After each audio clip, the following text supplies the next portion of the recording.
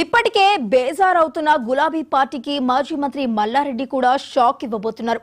మాజీ మంత్రి మల్లారెడ్డి కారు దిగి సైకిల్ ఎక్కనున్నారన్న వార్త వినిపిస్తోంది. ఇక అతి త్వరలో టీడీపీలో చేరడానికి రంగం సిద్ధం చేసుకుంటున్నట్లు ప్రచారం జరుగుతోంది.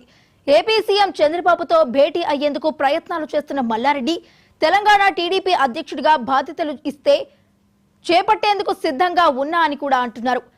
అవసరమైతే ఎమ్మెల్యే పదవికి రాజీనామా చేసేందుకు రెడీ అంటున్నారట. 2014లో మల్కాజ్గిరి నుండి టీడీపీ తరఫున ఎంపీగా గెలిచారు మల్లారెడ్డి.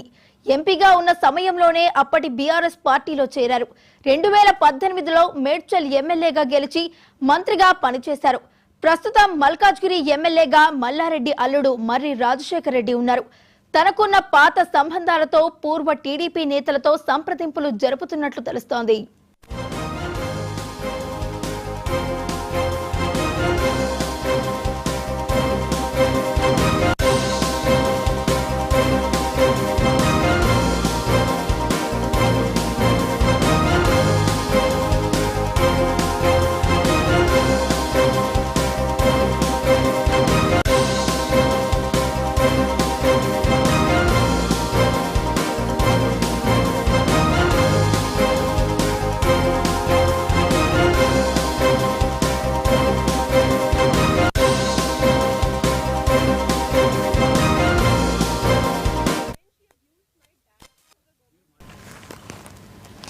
ఇప్పటికే బేజారవుతున్న గులాబీ పార్టీకి మాజీ మంత్రి మల్లారెడ్డి కూడా షాక్ ఇవ్వబోతున్నారు.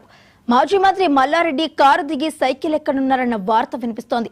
ఇక అతి త్వరలో టీడీపీలో చేరడానికి రంగం సిద్ధం చేసుకుంటున్నట్లు ప్రచారం జరుగుతోంది. మరి ఇదే అంశానికి సంబంధించి మరింత సమాచారాన్ని మా ప్రతినిధి సందీప్ లైవ్ లో అందిస్తారు. సందీప్, చెప్పండి.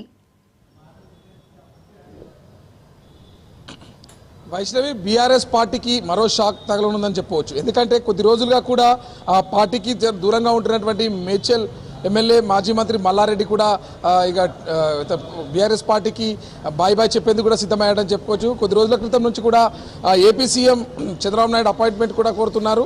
కానీ అక్కడి నుంచి కూడా ఇంకా అపాయింట్మెంట్ ఖరారు కాలేదు. అయితే ఇటీవల ఇటు తెలంగాణలో పర్యటించినటువంటి చంద్రబాబు నాయుడు ఎన్టీఆర్ ట్రస్ట్ బోర్డులో కూడా కార్యకర్తల సమూహంలో కూడా మాట్లాడడం జరిగింది. ముఖ్యంగా రెండు రాష్ట్రాలు తనకు రెండు కళ్ళు అని చెప్తున్నటువంటి బాబు ఇక్కడ ఇప్పటికే అధ్యక్ష పదవి కూడా ఖాళీ ఉంది. ఇప్పటికే 6 నెలల కూడా కాసాని జ్ఞానేశ్వరప్ప టీడీపీ పార్టీకి రాజీనామా చేసిన అనంతరం కూడా కొద్దిగా పార్టీ స్తబ్దుగా ఉంది. కానీ ఒక్కసారి కూడా ఏపీలో సునామీగా వచ్చినటువంటి టీడీపీ ప్రభుత్వం సంబంధించి ఇక్కడ తప్పకుండా ఇక్కడ ఈ టీడీపీ అధ్యక్ష పదవికి కూడా ఫుల్ రేస్లోకి వచ్చారని చెప్పుకోవచ్చు. ఇప్పటికే పొలిట్ బ్యూరో సభ్యుడు అరవింద్ కుమార్ గౌడ్తో పాటు కొంతమంది సీనియర్ నేతలు కూడా ఆ పదవి కోసం కూడా పోటీ పడుతున్నారు. ఆ నేపథ్యంలో కూడా ఊహించే పరిణామంలో మల్లారెడ్డి ఇటు టీడీపీలో జాయిన్ అవుతుంది కూడా సుముఖత కూడా చూపారు. అయితే ముఖ్యంగా చూసుకున్నట్టయితే తనకు టీడీపీ అధ్యక్ష పదవి ఇవ్వాలని చెప్పేసి కూడా ఇటు చంద్రబాబు నాయుడు ముందు కూడా షరతు పెట్టడం జరిగింది. ఎందుకంటే తన టీడీపీ పదవి అధ్యక్ష పదవి ఇస్తే తన ఎమ్మెల్యే పదవి కూడా రాజీనామా చేశారని చెప్పేసి కూడా కండిషన్ చెప్పారు. ఎందుకంటే ఎమ్మెల్యే పదవికి రాజీనామా చేయకుండా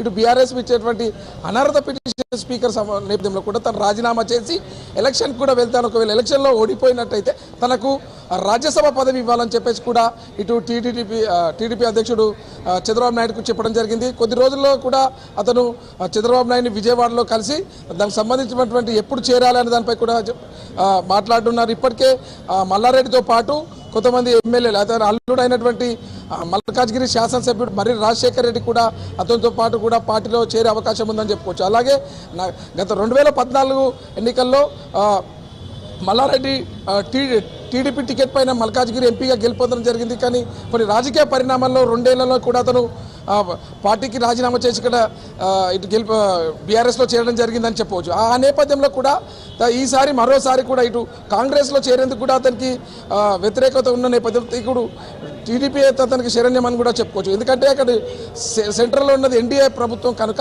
తప్పకుండా ఇతనికి కొద్దిగా ఏమి ఉన్నటువంటి ఇతర కాలేజీలకు సంబంధించి ఆస్తులకు సంబంధించినటువంటి అటు ఎన్డీఏ ప్రభుత్వం ఉంటే మాత్రం ఇక్కడ సేఫ్ జోన్ టీడీపీ అయితేనే సేఫ్ జోన్ అని చెప్పేసి కూడా ఇటు మల్లారెడ్డి భావిస్తున్నాడు. ఆ నేపథ్యంలో టీడీపీ అధ్యక్ష పదవి తనకు కావాలని చెప్పేసి కూడా కొంతమంది టీడీపీ ఉన్నటువంటి తన పాత సహచార మిత్రులతో కూడా లాబింగ్ చేస్తున్నాడు. 2-3 రోజులకు సంబంధించి అతను టీడీపీ పార్టీలో చేరడం ఇక లాంఛనమే అని కూడా మనం చెప్పవచ్చు. సందీప్, మరి గత కొంతకాలంగా చూసుకున్నట్లయితే కార్ పార్టీ నేతలందరూ కూడా వరుస కట్టి ఒకరి తర్వాత ఒకరు వేరే పార్టీలోకి చేరడం జరుగుతుంది. ఎందుకని కారణాలు ఏమై ఉండొచ్చు?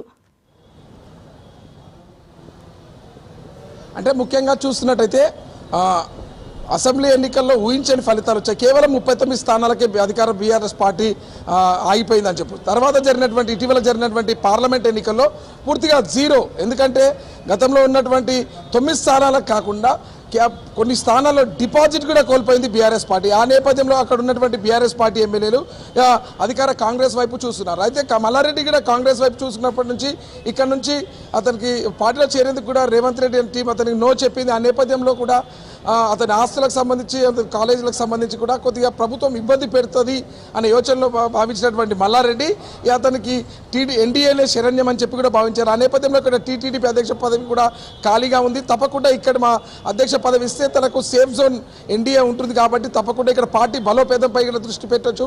తనకు టికెట్లు కానీ అతను ఏదైనా కమిటీలు వేసుకునే అవకాశం కూడా ఉంటుంది. ఆ నేపథ్యంలో చంద్రబాబుని ఆశ్రయించాడు మల్లారెడ్డి. తప్పకుండా పార్టీలో చేరితే దానిపై ఆలోచిస్తాను. ఇప్పుడు అధ్యక్ష పదవికి సంబంధించి ఎలాంటి ఆఫర్ చెప్పలేము.